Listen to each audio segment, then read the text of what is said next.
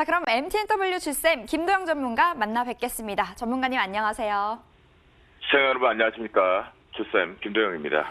네, 요즘 이 외국인과 기관 양 주체들이 우리를 참 안 도와주는 것 같아요. 시장을 좀 압박하고 있는데 코스피가 2100선을 벗어났고 코스닥도 2%가 넘게 하락을 했단 말이죠. 이 많이 빠졌던 만큼 오늘 아무래도 반등하겠죠? 네, 사실 어제 전략상에서 말씀드렸던 부분들이 선물지수 때 이탈을 하면서 지지가를 이탈을 하면서 급락적으로 파동이 나왔는데요. 최근에 시작 출발과 함께 우리가 원달러 환율 추이나 위안화 추이를 좀 잘 보자라고 말씀드렸던 부분이 이 환율이 지금 급등을 했습니다. 그래서 오늘도 좀 중요한데요.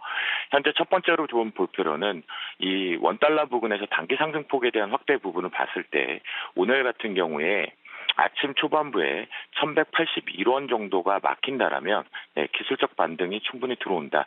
그러니까 어제 저도 사실 우리나라를 감안하고 그다음에 해외 쪽에를 봤을 때 어제가 기술적 반등이 들어왔다가 주말을 이용해서 시간차 공격이 나올 것으로 판단을 했는데요.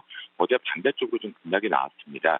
그러면 이 부분이 지금 연장선에 걸려 있기 때문에 오늘 환율이 1181원 정도에서 막힌다라고 했을 때 자신 있게 기술적 반등이 들어온다라고 확인을 해보시면 좋을 것 같겠고요.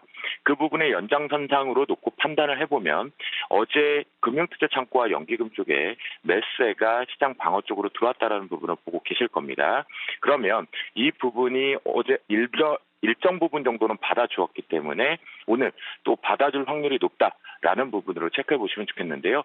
역시 하지만 지금 기술적인 부분에서 고점이 좀 막혔다라는 부분, 그래서 연기금과 금융창고 쪽이 매수 공격을 해준다, 확대를 해준다라고 보기 때문에 기술적인 반등 구간으로 오늘 판단을 해보겠습니다. 그래서 연결 선물 쪽으로 우리가 놓고 들어가 보면요.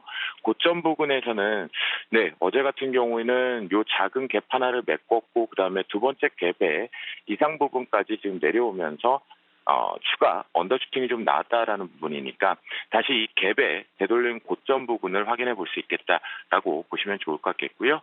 그래서 위쪽 상단 같은 경우는 279.90포인트로 설정을 하겠습니다. 279.90이 뚫리게 되면 실제 다시 280대 중반까지는 올라올 수 있는 폭이 있다라고 보실 수가 있겠고요. 저점에 대한 지지 부분 어제 같은 경우에도 마찬가지 그리고 앞으로도 계속인데요. 지지를 해줘야지만 추세가 변화되지 않는 부분이겠고요. 지지를 이탈하게 되면 추세의 변화가 순간적으로 이동된다라고 보시면 좋겠는데요. 저점의 리지는 278.50. 그러면 고점과 비교를 했을 때 많이 작은 부분이겠죠.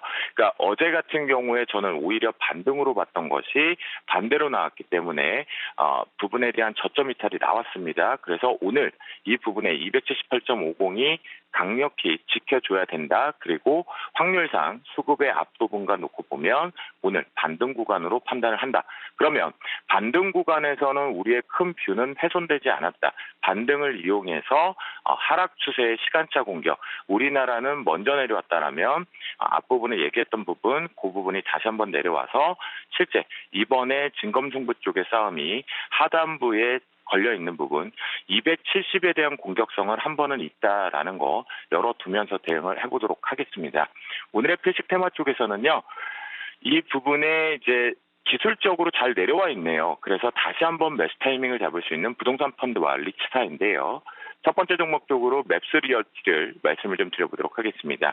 기술적으로 저점에 대한 지지력이 잘 나왔고 다시 한번 시기적으로 고배당은 아니지만 꾸준한 배당과 함께 시세 차익을 노릴 수 있는 위치이기 때문에 맵스리얼티 같은 경우는 5,080원을 훼손하지 않는다라고 하면 들고 올라가자. 라는 부분 매수를 해서 틈새 쪽 말씀 좀 드리고요. 두 번째 맥쿼리 인퍼라 말씀을 좀 드리겠습니다.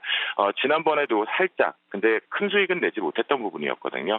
그 부분에서 틈새이긴 하지만 수급이 지금 양호하게 들어오고 있기 때문에 11,600원에 대한 강력한 지지력 위치를 반드시 체크하면서 트레이딩 쪽으로 잡겠습니다.